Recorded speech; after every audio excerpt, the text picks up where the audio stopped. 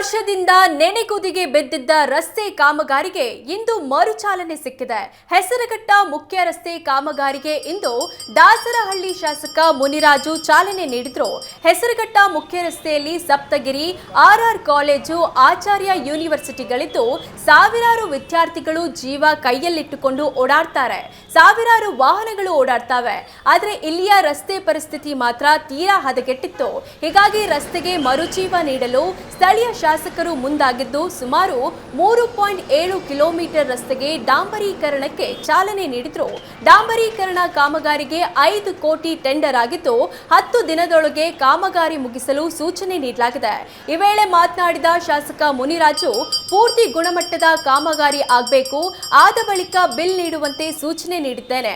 ಈಗಾಗಲೇ ಫುಟ್ಪಾತ್ ಮೇಲಿನ ಶೆಲ್ಟರ್, ಕೋಳಿ ಅಂಗಡಿ ತೆರವುಗೊಳಿಸಿ ರಸ್ತೆ ಕಾಮಗಾರಿ ಶುರು ಮಾಡಲಾಗಿದೆ. ಯಾರೇ ಆಗಲಿ ಫುಟ್ಪಾತ್ ಒತ್ತುವರಿ ಮಾಡಬೇಡಿ ಅಂತ ಮನವಿ ಮಾಡಿದ್ರು. 3 ವರ್ಷ ಆಗಿತ್ತು ಇದು ಟೆಂಡರ್ ಆಗಿ. 3 ವರ್ಷದಿಂದ ಕೆಲಸ ಮಾಡಿರಲಿಲ್ಲ. ನಮ್ಮ ಚುನಾವಣೆ ಆದಮೇಲೆ ಪರಿಶೀಲನೆ ಮಾಡಿದರೆ 8 ಕೋಟಿಗೆ ಬಿಲ್ ಸಬ್ಮಿಟ್ ಮಾಡಿದ್ರು. ಕೆಲಸ 3 ಕೋಟಿ ಆಗಿತ್ತು. ನಾನು ಬಿಲ್ ಕೊಡಬೇಡಿ, ಕೆಲಸ ಮಾಡಲಿ, ಆನಂತರ ಬಿಲ್ ಕೊಡಿ ಅಂತ ಹೇಳಿದ್ದೆ.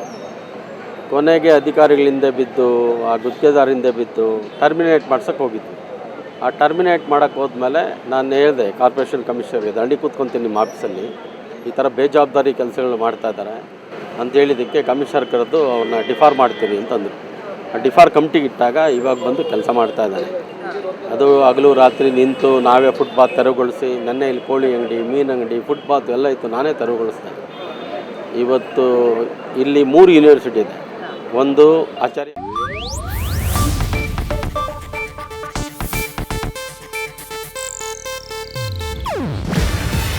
ಇದು ಏಷ್ಯಾನೆಟ್ ನ್ಯೂಸ್ ನೆಟ್ವರ್ಕ್ ಪ್ರಸ್ತುತಿ. ನೀವು ನೋಡ್ತಿದ್ದೀರಾ ಏಷ್ಯಾನೆಟ್ ಸುವರ್ಣ ನ್ಯೂಸ್.